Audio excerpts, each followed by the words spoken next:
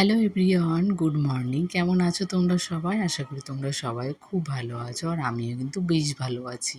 PST ব্লগে তোমাদেরকে সবাইকে আবার অনেক স্বাগত জানিয়ে ব্লগটি শুরু করছি।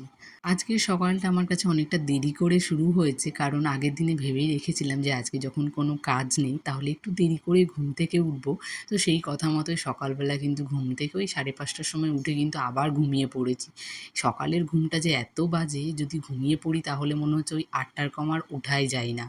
আমারও আজকে তাই হয়েছে। তো সকালবেলা ঘুমিয়েছি বলে ঘুম থেকে আর উঠতে পারিনি, অনেকটা দেরি হয়ে গেছে, তাই একেবারে বাথরুমে গিয়ে স্নানটা একেবারে সেরে এসেছি। এখনও কী বলো তো, ঘরটাও আমার মোছা হয়নি। তার আগে আমি স্নানটা সেরে এসেছি, যেহেতু মাম্মাম ঘরে একা আছে আর তাড়াতাড়ি আমাকে স্নান করে আসতে হবে।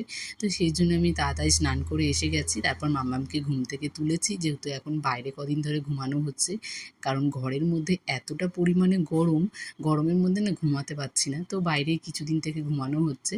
তা সেজন্য বাইরে বিছানাটা ছিল বলে আর সকালে ঘরটা মোছামুছি করতে পারিনি। মাম্মামকে ঘুম থেকে তুলে দিয়েছি, তারপর ঘর মোছামুছি করে একেবারে পুজোটা সেরে নিয়েছি। তারপরে মিস্ত্রি এসে গেছে আমার এই কাজগুলো করতে করতে। তারপর মিস্ত্রিদের জন্য একটু চা করে নিলাম, লিকার চা।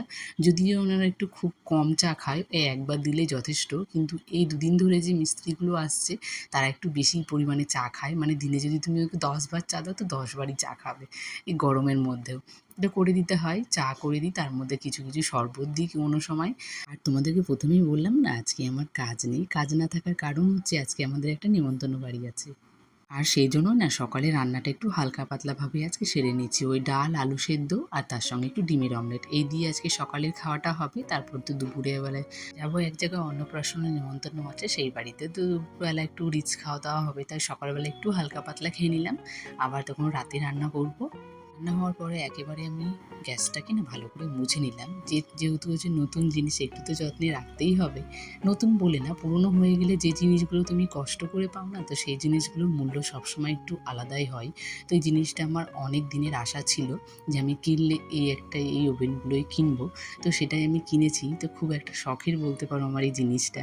তো এই জিনিসের প্রতি আমার মায়া মনে হয় একটু অন্যরকম, নিজের থেকেও আমি এই জিনিসগুলোকে একটু বেশি যত্ন করে রাখি।